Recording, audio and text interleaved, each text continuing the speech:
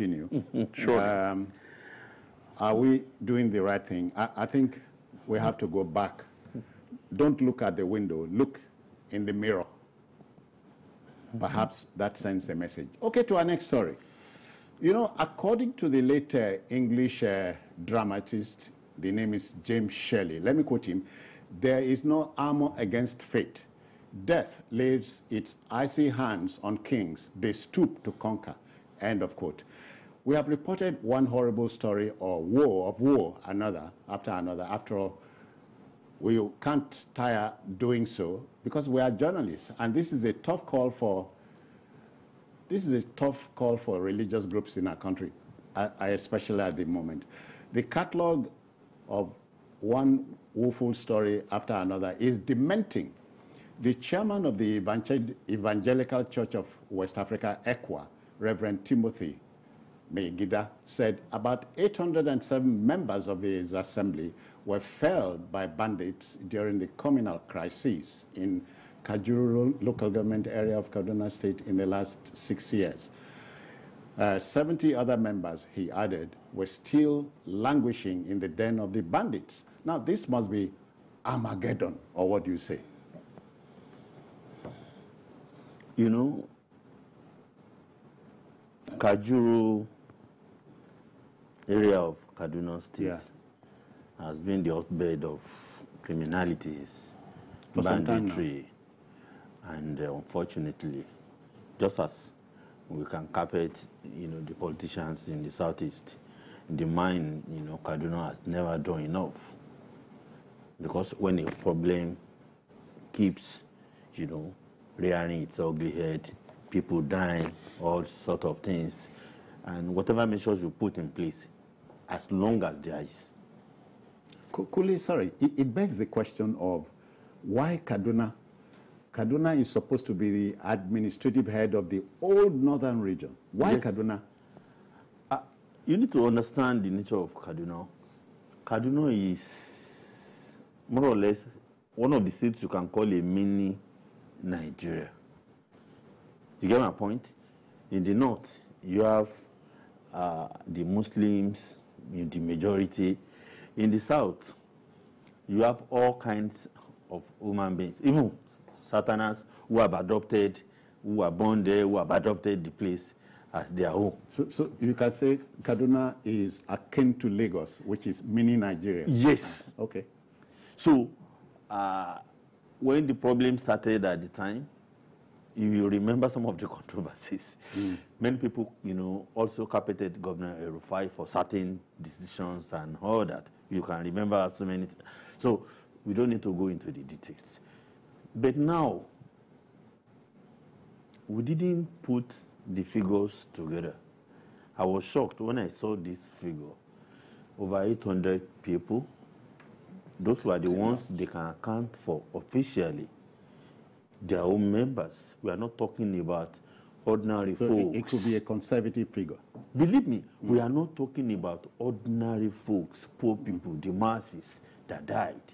I remember Professor with this former Human Rights Commission chairman, Chidi.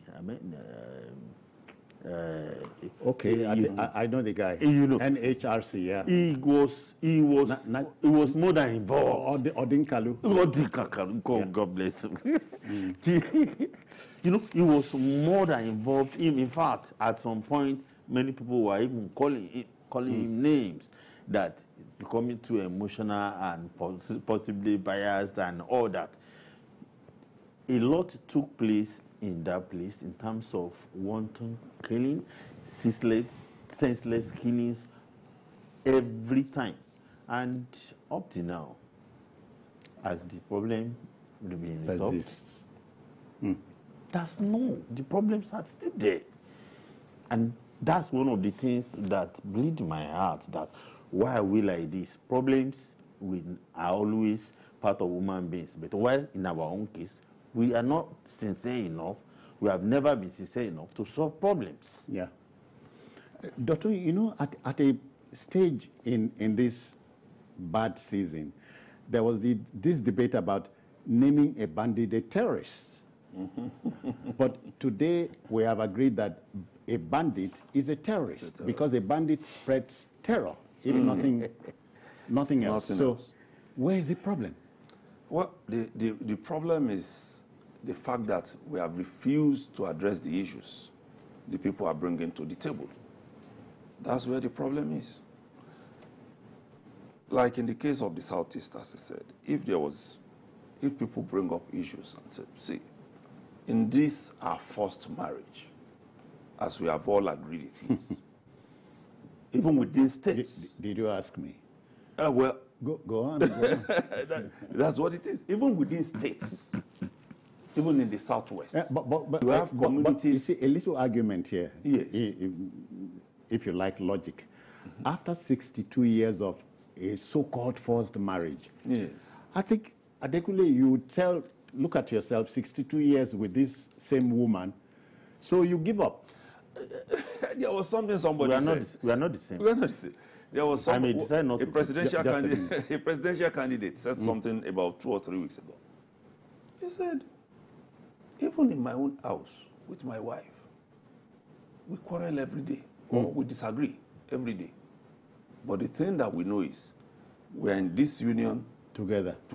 So when we disagree, we come back to talk about the issues. There is no way disagreements will not come. Yeah. But what we are saying is, say, there is no point using force to quell demands. This is what I want, and I believe it is my right, based on the constitution that we run. But you have said no to me, then something must give way. In the case of Kaduna, it's just like we have said in that of the, it's pure criminality. Yeah. That is what is happening. Some people took advantage of the initial disagreement among the people. It is our turn to produce this councillor. We are being oppressed as minority in this area. We should also be able to have this and have that. The religious aspect as well. The religion kicked in too. It's not fair. We are Christians, you are Muslims, and you are... And those were the things that came up initially. And then the armed men set in. That's where the challenge is now. And that's why each time we look at this topic, I like to give kudos to the military. Because they are doing a lot in terms of trying to keep that place sane. But for the military, I'm sure that place would have been wiped out completely. Completely. Yeah, Adekunle, I don't want to run away with the impression that the problem of banditry in our country is unsolvable. Because, don't ask me how, we created it. It is even easy to solve. Oh, really? With the right leadership. Visionary leadership. Sincere leadership. Committed leadership. Not hypocrites. Patriotic leadership. There is no problem that you cannot solve. What's the problem, with Nigeria? All the problems in Nigeria, with right leadership in 20 years, the whole world will be marveled at the country and we called shouldn't Nigeria. only be looking at the president, because when you talk of leadership, people are always talking of the president. Yes, but I mention it because somebody will set. No, I'm only saying, I'm only trying to buttress your point. Yes. Leadership at all levels. Yes. Yeah. So leadership. But we need somebody to set the pace, set the templates, show the way. Example. I've forgotten the man who said, a great man who said in the past, an army of lions led by a sheep will do nothing compared to an army of sheep led by a lion. God bless you. That is just it. Okay. You see, when the problem of banditry started, we were always calling them, criminals, this and that. But those in government were not comfortable. They were saying, no, they were not this, they were not that. It was only the governor of Kano State who rose up to leadership challenge in all the part of the north. Remember, the thing started from there. What is the story today? Kano is peaceful. Kano is great. Kano is doing well. That's leadership. How many places do you have that? Yeah, you see, but you cannot They started with cattle rustling. They started with cattle rustling. Yeah. It was in Kano. Remember everything of the genesis. Then before they started spreading, but the governor of Kano State, I can say it anywhere, any day, he rose up to the challenge and did beautifully well. Adekunle, this is not to say that the Kano governor of Kaduna State is not proving his mettle. He's human. He's human, but when somebody deserves commendation, I will commend it. Kule, let's Wale is here with us in Lagos. Wale, good afternoon to you. Welcome. We've lost the connection to him. So, Dotun, still Kaduna. So we say the figures, well, I just got this, 807 people kidnapped, not killed. In 1 year. In 1 year. That was last year only. So and 70 of them still with the kidnappers. With bandits. Okay. He is saying that it can be solved. Yes, it can be.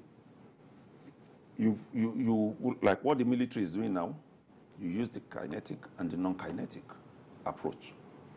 It's not every time that you deploy your arsenal militarily. You can look at how did these issues begin? And I'm sorry to correct you. Yeah. He didn't say 807 people were kidnapped. They were killed. Yeah, but because that's what I saw in the report. And so I need to correct it. Were killed. He said we lost 807. Yeah, but that 70 that they were still killed. 70 were still with the figure he mentioned is killed. So let's set that record straight. All right. So we can achieve peace both ways. It's not all the time that you go on to fight. It's not. Sometimes you have to sit down and look at what the issues are. Like he said, at some point, Kano, Bauchi, Plateau, along that axis, there were no-go areas. Now things have shifted. Why don't we go to Kano and ask the man in Kano? What was the secret? Why don't we go to the man who is in Borno now, who has spent 4 years, and ask him what happened? What's the secret? How were you able to do it? No. If he reveals it, it's no longer a secret. No. To his colleagues, they should be comparing notes. Leadership is about comparing notes. You can't know it all, and states differ, but along that axis, it has been the same problem. I also want to add that as a leader, you surround yourself with people who are in the same thinking, the same way you are thinking. Yes. Because they say the team is as good or as bad as the captain. Yes, I agree with you. As good as the captain. That's why we always say at the end of the day, everything, whether it's the success or it's the failure, comes back to the leader. Yes. The glory of it will come to him if he achieves it. We've had governors who will go to cabinet meetings and tell those who are bringing ideas to the table that the buck stops on my table. I take a decision alone. Because he wants his own ideas to supersede. And that's a big issue. Taking decisions, that's a big issue. Reminds me of the statement credited to former American president's wife, Michelle Obama. She said, take a decision. Don't care what people say. Because as Winston Churchill said, if you were going to Kano and you stopped on the way to throw a stone at every dog that barks at you, you won't get there in 1 year. Yeah, at all. Yes, but it's not like not listening to advice. Yeah. Because that's why you brought those people on board in the first instance. Yeah. To be able to advise you. No, a tree cannot make a forest. It cannot. But they say it can make a difference in the forest. Of course it can. Yes, it will. But the leader himself, we need to be sincere, committed, really interested in solving problems, not those that we just, you know. Okay, our job here is not to pass moral judgment, but we cannot but wish the governor of Kaduna State Godspeed in dealing with the wahala. And to the Ekwa man, it's rather unfortunate that this is a crazy season for religious communities and across board. We wish you well. Okay, yes, to our next story. You know, in a political season, it will be out of character or unwise not to play politics. Adamawa State Governor Ahmadu Fintiri smells a rat regarding the cash withdrawal limit policy. You recall that the Central Bank of Nigeria, CBN, had limited the daily cash withdrawal for individuals to 20,000 naira and 100,000 naira for a week. And of course, 500,000 naira per week for corporate bodies. The decision by the Apex Bank keeps provoking debates in the country. Governor Fintiri was on the campaign trail on Friday. He dropped the bomb. The governor thinks Godwin Emefiele, that's the central bank governor, is on a vengeance mission because he lost a presidential bid. Does it add up? Well,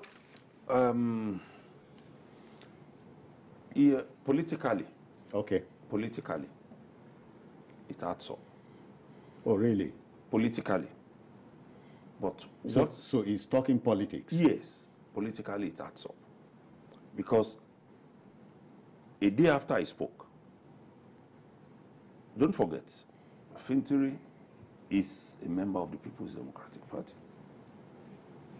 And so is the opposition speaking? That's the opposition.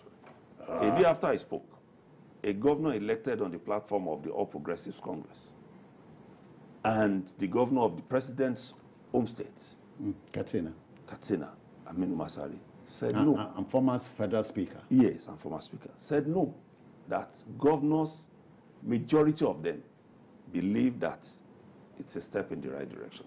So we have two positions. But in reality, when we look at it, if the kind of politics that we play in this country is what we want to play in 2023, then politically, it is witch hunting. Because we know these people move money massively. Hard cash. Cash, massively. Raw cash. They need, we've seen so many videos of people returning from campaigns now, being given money inside buses, all around, they're collecting. It's an aberration that has become normal. I hear that since this announcement, yes, so over ₦1 trillion has been returned to the National Treasury. Yes, because like the CBN governor said, 85% of the currency that should be in circulation is outside the banking system. It's we saw it, and we are still seeing it. People bringing out money. Bad enough that even in filling stations that used to take such currencies, they are not taking them, such notes. Meaning that they have been taking money and piling up somewhere for the election. I think. See, it is only in Nigeria. What if we really love our country? I'm not speaking as a politician, but if we really love our country, maybe we should stop listening to our politicians. Some of them. I will explain to you. I will explain to you. Man is a political animal. I will explain to you. It is only in Nigeria you see big men. They will do their own strong rooms. They will do special stores where they keep billions of course, naira. The story of a former GMD of the NNPC is fresh in my mind. There are many of them. Knowing that their whole entire generation cannot finish. Some have kept. You see, lately when this naira redesign thing came up, do you know people were bringing money to the banks? I have seen 5 different cases. Bankers, those who work in the bank, they will say some people will just bring like 10 Ghana must go bags of money. Hard cash. raw cash to the bank. Oh, I'm coming. This is just the first tranche. I'm still coming. So they will enter the strong room, drop them there, and run away and will never return. Oh, really? I've seen 5 different people. I won't name the banks, the different banks. I hope you don't report anybody. Of course. I said they will. So what this means is, they said, do you know that Savannah Bank, Oceanic Bank, all those banks that went down under? People still come to the banks with, the wraps. The wraps. They will stamp it, and you will know which stamps. Savannah Bank, Oceanic Bank, all those banks that are dead many Citizens. years ago. So, if we really want to help our country, what the CBN has come up with, let me know. Hold on. Is the way to go. No, because because I will land.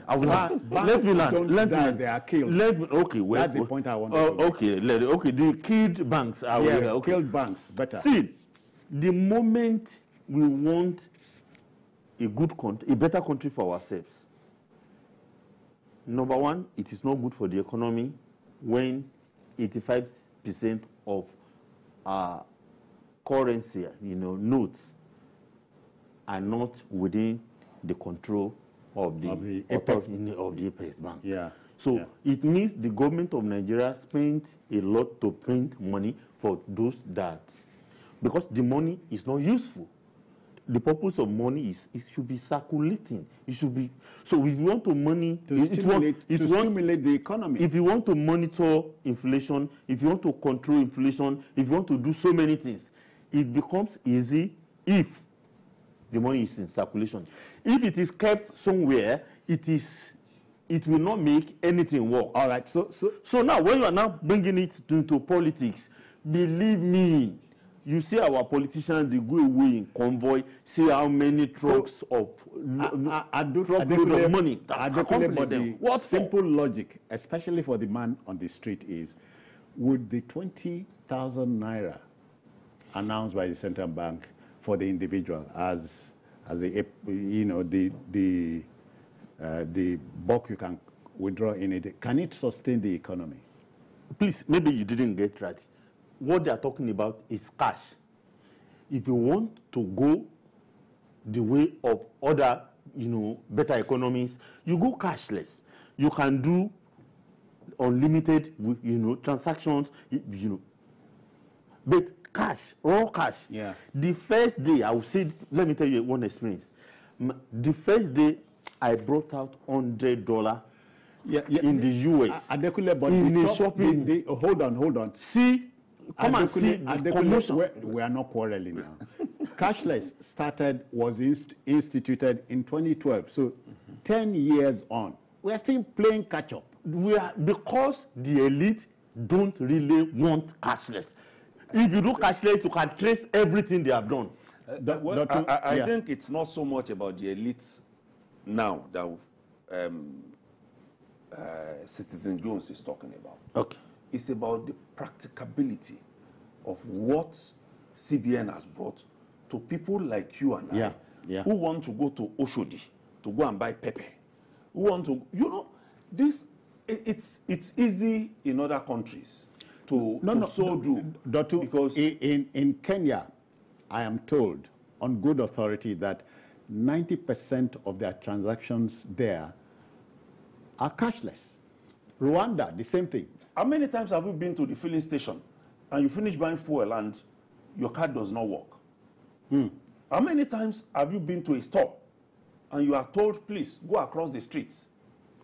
And in these days where one Bonvita costs you 2,000. Don't advertise here. No, okay, I'm sorry. Where one beverage costs you that much and your 3 children or 4 are going to school and you need to shop for them at once and you go there and this thing doesn't work. That is where the fears of the average Nigerians are. Because no matter what you do, as we see it, people are at that top. They are still going to find a way around it. Some have 10, 20 companies. It's a matter of getting ATM cards for all of them. But again, Adekunle, so it is we that Citizen Jones should be talking about. Yeah.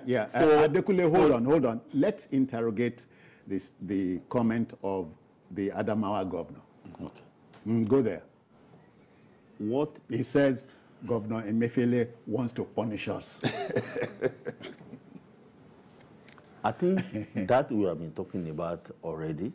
The politicians move around with big cash, volume of cash. Good. So millions, if not billions. If the CBN so when you take that power, hold on. If the CBN directive is targeting them, so what? That is why I said the elite, we need to stop listening to them all the time because their interest all the time, not the national interest. In our own interest, what that policy will not affect the ordinary folks. Those that will affect the most are those big men that move around with limitless volume of cash. See, you can do... including those 5 you don't want to name. Those 5? Go ahead. Those 5? No, tell me those 5 because I don't... No, you said you know about five big people who bring money. No, I said bank workers who told me the experience they are having in their banks. Yeah. I'm not saying those who brought money. Okay. I said I've seen 5 bank, workers in different banks who have told me that even in their own bank, people which is saying that the policy is yielding results. It's yielding results, but majority of them are afraid to go because the moment you go, the EFCC is pursuing you. What they give you by the CBN regulation is 5 million. Yeah. So if you bring in 5 million as an individual today, and tomorrow you also bring 5 million, and tomorrow you raise expect CBN, expect EFCC to come and ask you questions. Yeah. Of course, if you have no skeleton in your cupboard, I don't think the EFCC can do anything. If it is legitimate, so you made your money legitimately. See, we can solve many of the problems of Nigeria if we go cashless. Yeah. All these things about kidnapping, all these things about insurgency, they are fueled by raw cash. Adekule has not heard that kidnappers want their money in cash and they want the new notes. And even dollar. But I think, like he said, we should give it to the CBN governor. Yeah, if the central bank of any country is to regulate the national currency. Yes. Because track where the money is going. You can control inflation and stuff like that. And so, yes. So nobody, including the politician, should lose sleep over this. Because for me, if you look at it, this man was inherited from a government led by the People's Democratic Party, by a government of the All Progressives Congress. And in my own opinion, the president to have kept him, even after the so-called failed presidential bid, means there must be something that is seizing the man. Yeah. And for him to even have opposed some of his ministers over the designing of currencies means also that there is implicit confidence. And you will see the way the president has defended this policy. Yeah. If this policy, I keep telling people, is implemented to the letter, you won't believe the impact, the positive impact it will have on so many sectors of our, national life, including politics. Politics especially. Because I've been in several briefings on this matter where they do everything. Now, with what they are doing, you will have less of 500 naira. It won't be readily available again. You will even struggle to have 1,000 naira. And there will be no ATM point or POS that will be dispensing 500 of 1,000 naira. It will be 200 naira, 100 naira, 50 naira. So some of you who love to go in trucks, you will have it. You will have a problem if you want to go with billions. As a suggestion, the CBN will also have to, and the banks, do better with this agency stuff that they do now, the POS. Yeah. They have to do better with it. But don't you see wahala in that axis? So many Nigerians, including students, depend on the POS to keep body and soul together. Yeah, so what we have to do now is, for you to buy anything, you must first ensure that the cash is taken out. Because now, before we will buy, then you bring out your ATM card. What it now means is going to be the reverse. So that they don't punch your money in. For instance, a supermarket where you have gone to buy something. Yeah. Worth maybe 50,000 naira, 100,000, and then they've punched in everything, and then your card doesn't work. And you can't go. So don't forget that many of these supermarkets do also take transfers. But that's an aberration. It happens to me. I do. No, what they will do is that against the law? No, that's not against the law. That's what even the government wants. What they normally do is you will have to wait for them to confirm that the money has come in. Exactly. And before they issue receipt and you go. That's for you who is not in a hurry. Because sometimes, like we have seen, this system fails. The system, yeah. There are days somebody sends money 2 days ago. I'm just receiving the alert today. That must be. No. We're just saying it. I do transfers. You try to sign into your app. No, I learn from him.